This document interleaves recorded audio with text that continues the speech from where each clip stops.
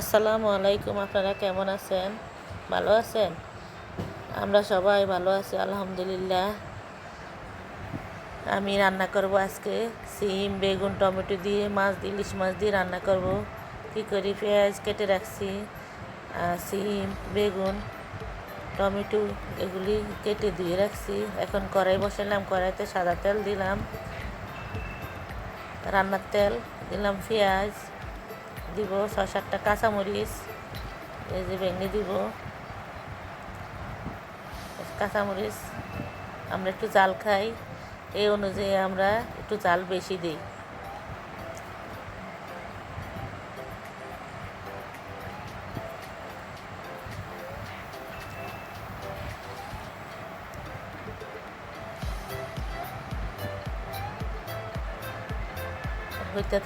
হইতে আছে পেঁয়াজ, কাঁচামরিচ। এখন দিব লবণ। লবণ দিব 1 চামচ, আর একটু দিই পরিমাণ মতো। কষানির ভিতরে একটু লবণ দিলে তরকারিটা ভিতরে লবণ ঢুকে, তখন তরকারিটা একটু পানসা লাগে না, তরকারিটা ঠিক মতন লাগে। যদি তরকারির ভিতরে একটু কষানি লবণ কম হয় তাহলে তরকারিটা মজা লাগে না।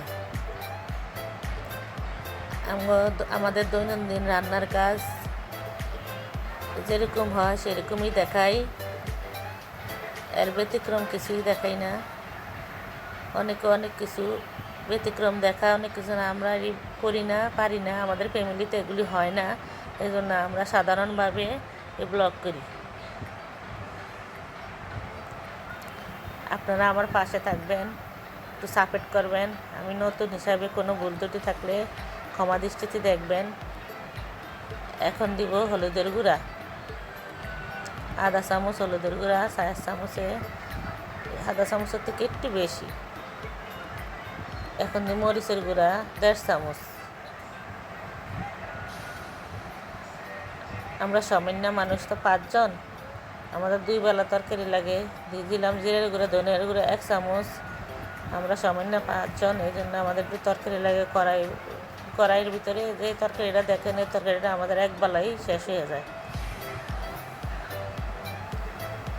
আবার দেখা গেছে বিকালবেলা একটু কম থাকলে, কিছু না থাকলে ডিম ভাজি টাজি করে নিই, এইভাবে চলে। এটার সাথে ডাল থাকে, একদিন ডাল রান্না করলে পরের দিনও থাকে। দিয়ে দিলাম তরকারি, সিম বেগুন দিয়ে দিলাম। এখন কষানির ঢাকনা দিয়ে দিব। কষানি হয়ে গেলে এই টমেটোটা দিয়ে দিছি, ভালো করে কষিয়ে নিব। আবার নেড়ে চেড়ে ঢাকনা দিয়ে দিব।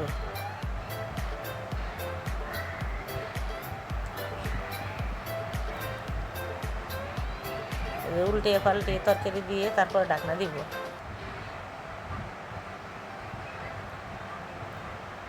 কষানি অর্ধি হয়ে গেছে, এই যে বেগুন সিদ্ধ হয়ে গেছে। এখন আবার 5 মিনিটের মতো রাখবো।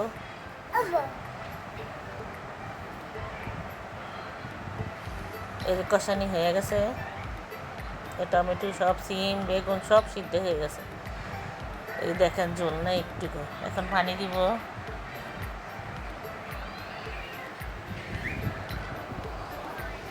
এই যে পানি দিলাম পরিমাণ মতো। পানি দিয়ে একটু নাড়াচাড়া করে আবার একটু ঢাকনা দিয়ে রাখবো। একটু বলক আসলে তারপর মাছটা দিব। ইলিশ মাছ ভেজে ওই পাশে ফ্রাই প্যানে রাখছি, তারপরে চুলাই তরকারির মধ্যে দিয়ে দিব। তরকারি একটু বলক আসুক, এই যে বলক আসে অবশ্যই।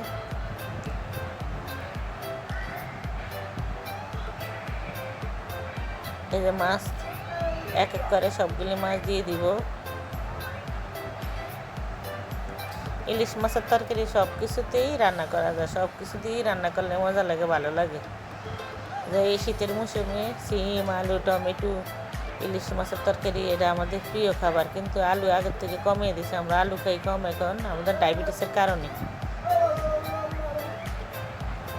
এই যে মাছ ভাজার এই তেলটা দিয়ে দিলাম, ইলিশ মাছের গ্রান আসবে।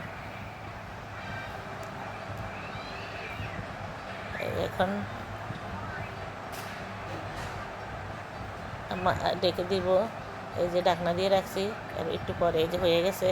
এখানে আমার তরকারি রান্না শেষ। আজকের ভিডিও এই পর্যন্তই। ভিডিওটি যদি ভালো লাগে লাইক কমেন্ট শেয়ার সাবস্ক্রাইব করবেন, আমার সাথে থাকবেন। ভালো থাকবেন, সুস্থ থাকবেন। আল্লাহ হাফেজ।